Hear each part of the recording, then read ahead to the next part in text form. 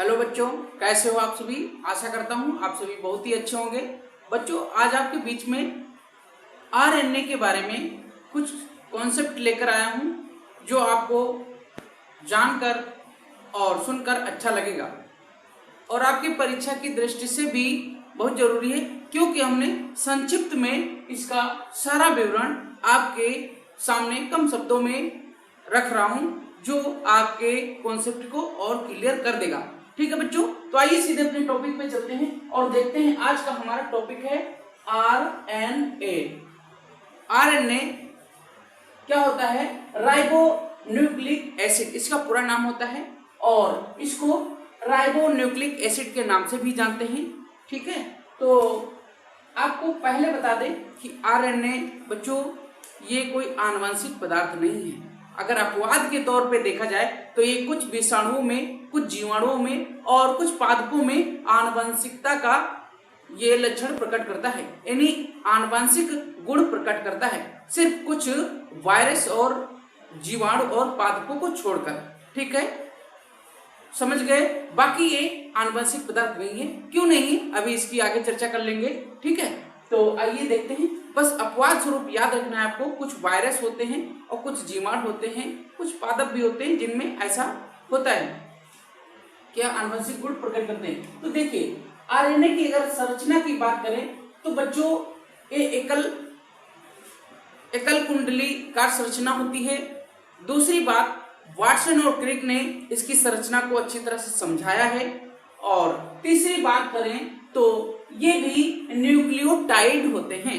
ठीक है, आरएनए भी न्यूक्लियोटाइड होते हैं जिसमें न्यूक्लियोसाइड्स और एक होता है फास्फेट ग्रुप उपस्थित रहता है। ठीक है, ये जो न्यूक्लियोटाइड होते हैं इसमें एक तरफ क्या होता है, न्यूक्लियोसाइड होते हैं और दूसरी तरफ फास्फेट ग्रुप होता है।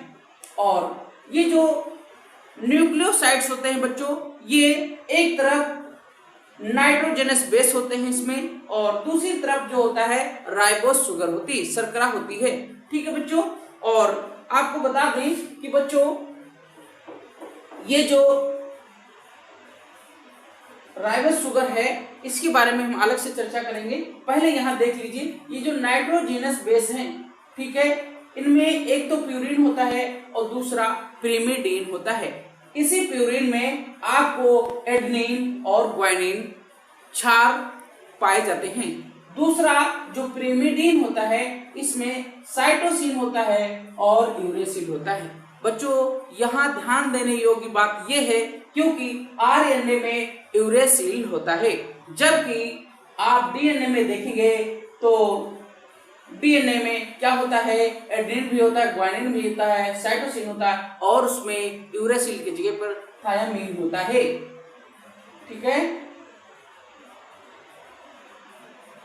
ठीक है, उसमें डीएनए में यहाँ पे जो यूरेसिल है उसमें ये नहीं होता है। ठीक है, तो आपको पता चल गया कि इसमें एडेनिन है, ग्वानिन है, साइटोसिन है और यूरेसिल है। यूरेसिल पिरिमिडीन में होते हैं, ये एक प्रकार के क्षार हैं। ठीक है, जबकि इसके अगर प्रकारों की बात की जाए तो बच्चों देखिए, प्रकारों की बात की जाए तो ये 3 प्रकार का होता है। एक तो आरएनए होता है, दूसरा टीएनए होता है और जो चौथा होता है वो एमआरएनए होता है। आरएनए का मतलब ये होता है, ये जो स्मॉल में आर लिखा हुआ है इसका मतलब होता है राइबोसोमल आरएनए। और ये क्या करता है बच्चों, राइबोसोमल आरएनए जो होता है ये राइबोसोम के साथ उपस्थित होकर वांछित प्रोटीन का निर्माण करता है। समझ गए, राइबोसोम के साथ उपस्थित होकर वांछित प्रोटीन का निर्माण करता है। ठीक है, इसके बाद आता है नंबर 2 पे ट्रांसफर आरएनए जिसको टीआरएनए कहा गया है। ये क्या करता है बच्चों, ये आवश्यक प्रोटीन निर्माण के लिए आवश्यक अमीनो अम्ल जो वांछित प्रोटीन का निर्माण करते हैं, क्या करता है कि राइबोसोम तक पहुंचाता है। राइबोसोम तक पहुंचाता है कौन, टीआरएनए। अब देखेंगे कि जो मैसेंजर आरएनए है एमआरएनए, इसको कहते हैं मैसेंजर आरएनए। ये क्या करता है बच्चों, गुणसूत्र के डीएनए पर लिखित सूचनाओं को राइबोसोम तक पहुंचाता है, जिससे कि उनके लिए वांछित प्रोटीन का निर्माण हो सके। तो ये कुछ कॉन्सेप्ट था बच्चों जो आपके लिए लेकर आया हूँ।